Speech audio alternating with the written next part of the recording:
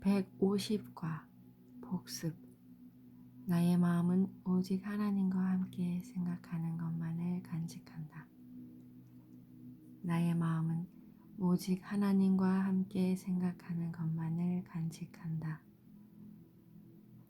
나의 마음은 오직 하나님과 함께 생각하는 것만을 간직한다. 나는 나를 위해 속죄를 받아들이리라. 나는 나를 위해 속죄를 받아들이리라. 나는 나를 위해 속죄를 받아들이리라. 오직 구원만이 완치한다고 할 수 있다. 오직 구원만이 완치한다고 할 수 있다. 오직 구원만이 완치한다고 할 수 있다. 139과 나는 나를 위해 속죄를 받아들이리라.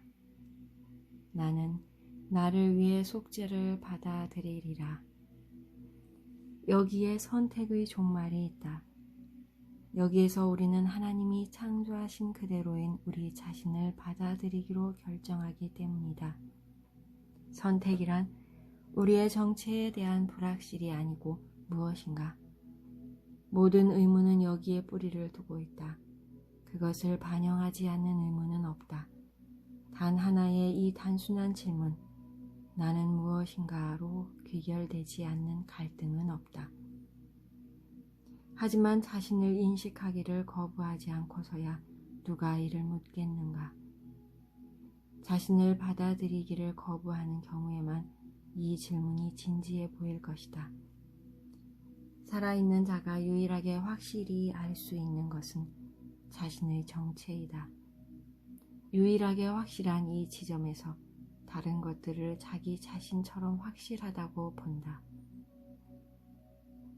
자신의 정체를 불확실해하는 것은 그 크기를 상상할 수 없을 만큼 엄청난 자기 기만이다. 살아있으면서 자신을 모른다는 것은 자신이 실제로는 죽었다고 믿는 것이다. 자신으로 존재하는 것이 생명이 아니고 무엇이며 내가 아닌 그 무엇이 너 대신 살 수 있겠는가? 의심하는 자는 누구인가? 그는 무엇을 의심하는가? 그는 누구에게 묻는가? 누가 그에게 답할 수 있겠는가? 그는 단지 자신이 아니라고 선언하는 것이며 따라서 다른 무엇인 그는 그 다른 무엇이 무엇인지 묻는 자가 된다. 하지만 답을 몰랐다면 그는 결코 살아있을 수 없다. 그가 마치 모른다는 듯이 묻는다면 이는 자신인 것이 되고 싶지 않음을 보여줄 뿐이다. 그는 살아있기에 자신인 것을 받아들인 것이다. 그는 자신인 것을 자신이 아니라고 판단했고 따라서 그 가치를 부인했으며 그 유일한 확실성에 의해 살면서도 그것을 모른다고 결정하였다. 따라서 그는 자신의 생명을 확신할 수 없게 되었으니 왜냐하면 그는 자신의 생명의 실제를 부인했기 때문이다. 이 부인 때문에 내게 속죄가 필요하다. 내가 부인해도 내 정체가 바뀌지는 않았다. 그러나 너는 진실을 아는 부분과 모르는 부분으로 너의 마음을 갈랐다. 너는 너이다. 여기에는 의심의 여지가 없다. 하지만 너는 이를 의심한다.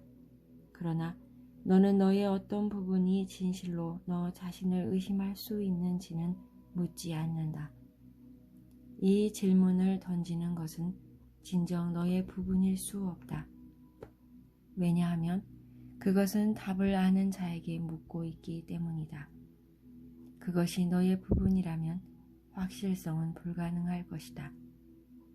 속죄는 자신을 의심하고 자신의 정체를 확신하지 않는 것이 가능하다는 이상한 관념을 치유한다. 광기는 이토록 깊다.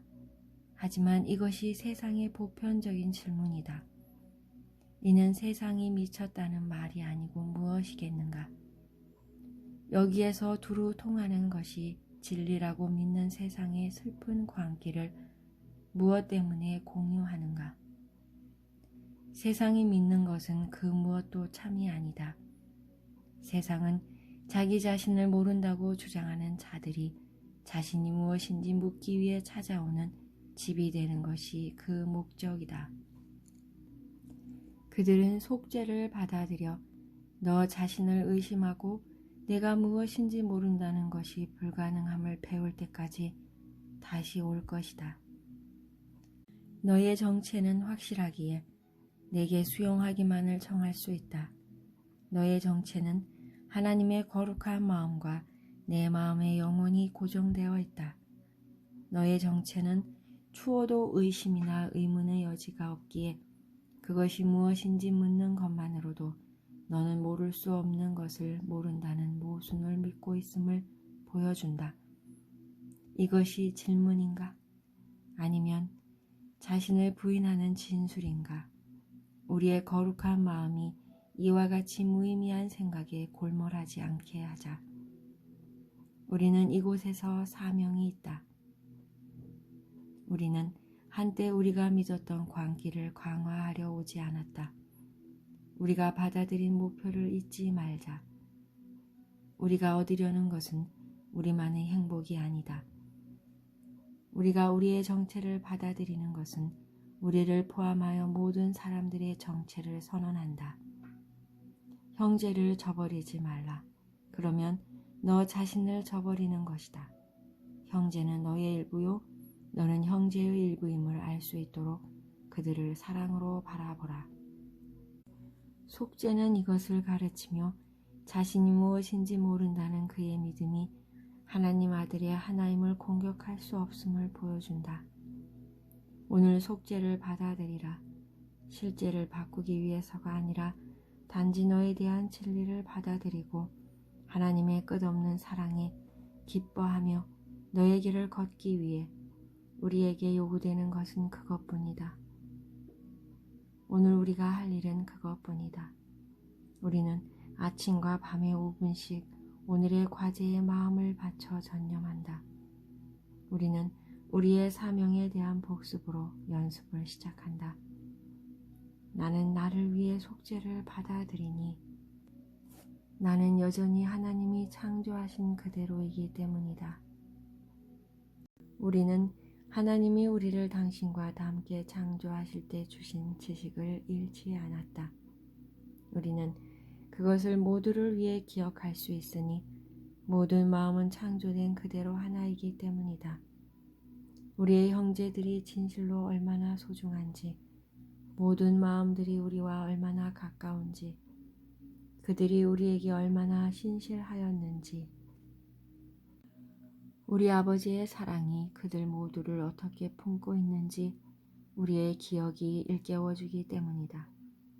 우리는 모든 창조물에 감사하며 그 창조주와 창조물의 모든 일면들의 하나님의 이름으로 우리의 거룩한 목표에 집중하지 못하게 하는 모든 생각들을 내려놓고 오늘 매 시간 우리의 대의에 헌신한다.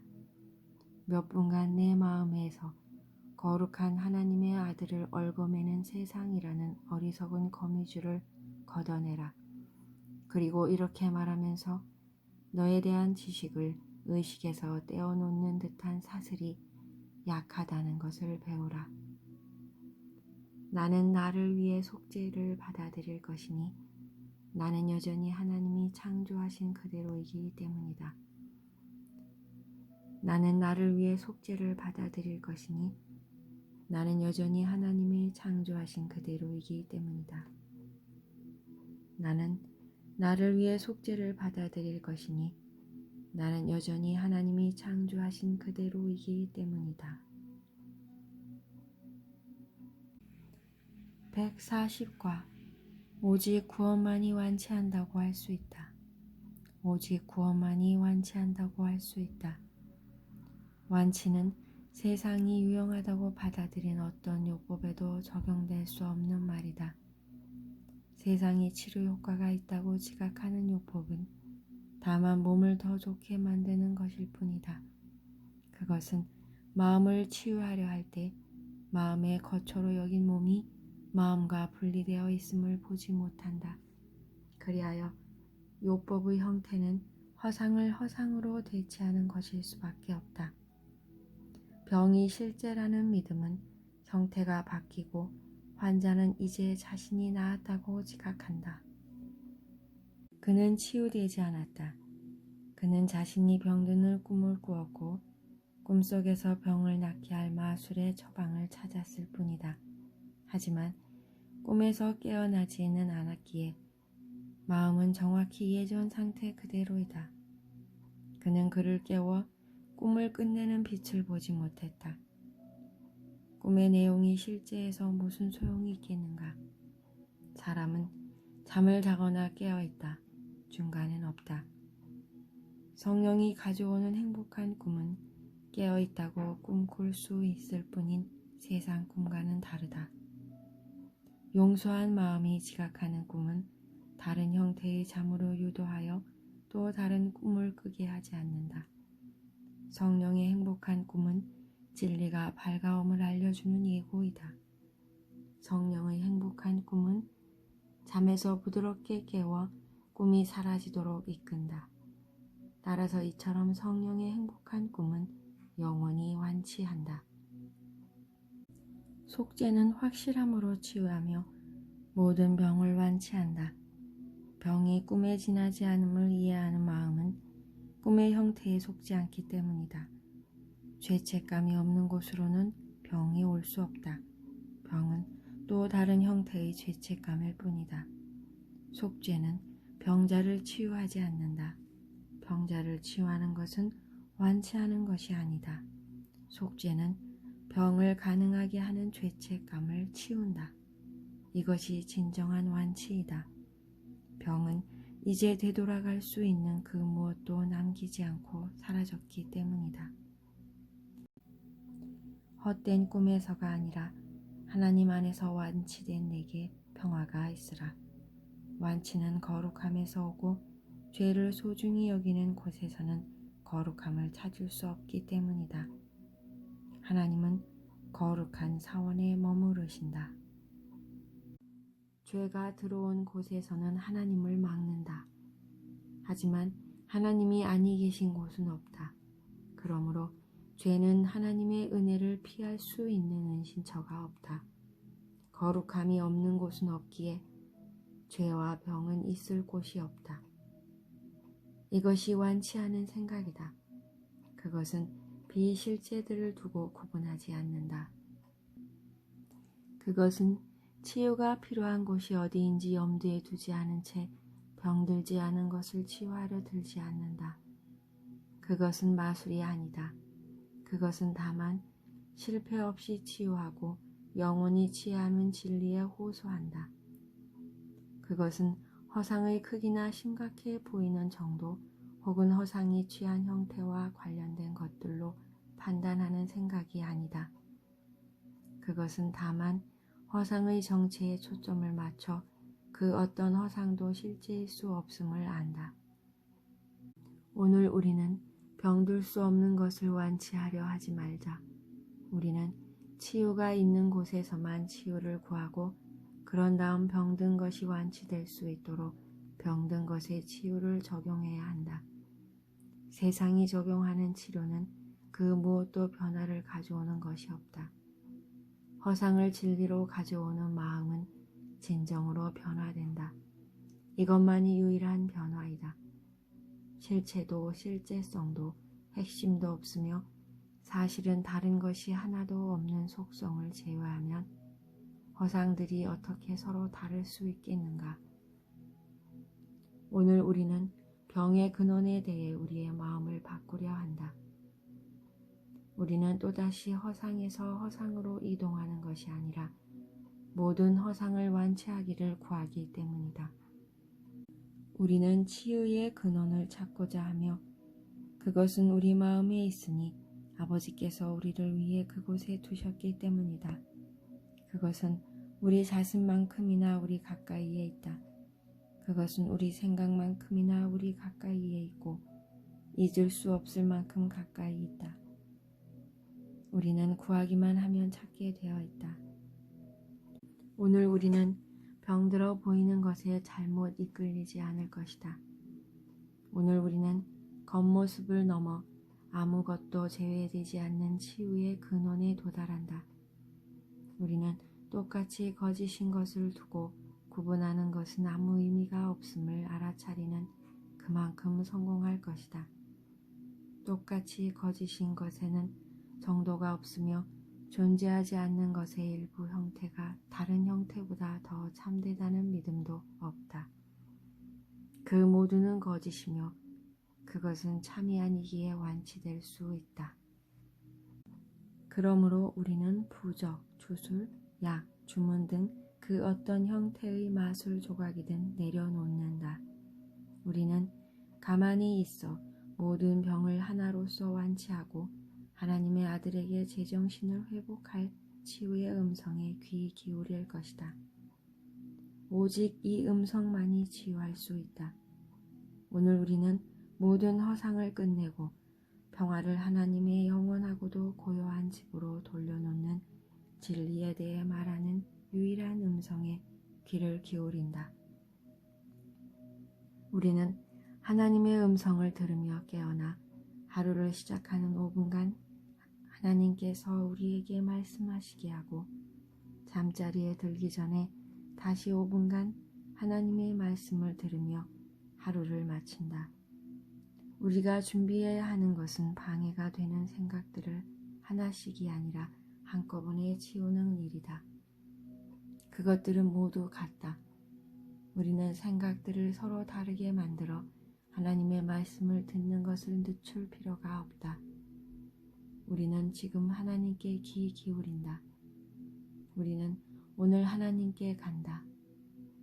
우리는 아무것도 붙들지 않은 빈손으로 고향된 가슴과 경청하는 마음으로 이렇게 기도한다. 오직 구원만이 완치한다고 할 수 있다. 아버지, 우리에게 말씀하소서. 우리가 치유될 것입니다. 우리는 구원이 부드러운 보호와 평화로 우리를 감싸는 것을 느낄 것이요. 그 평화는 너무도 깊어 어떤 허상도 우리의 마음을 방해하거나 허상이 실제라는 증거를 우리에게 줄 수 없다. 오늘 우리는 이를 배운다. 우리는 1시간마다 치유의 기도를 올리고 정각이 될 때 1분을 사용하여 침묵과 기쁨 속에서 귀 기울일 때 우리의 기도에 주어지는 답을 들을 것이다. 오늘은 우리가 치유되는 날이다. 오늘은 분리가 끝나고 진정으로 우리가 자신이 누구인지를 기억하는 날이다. 오직 구원만이 완치한다고 할 수 있다. 아버지, 우리에게 말씀하소서. 우리가 치유될 것입니다. 아버지, 우리에게 말씀하소서. 우리가 치유될 것입니다. 아버지, 우리에게 말씀하소서. 우리가 치유될 것입니다.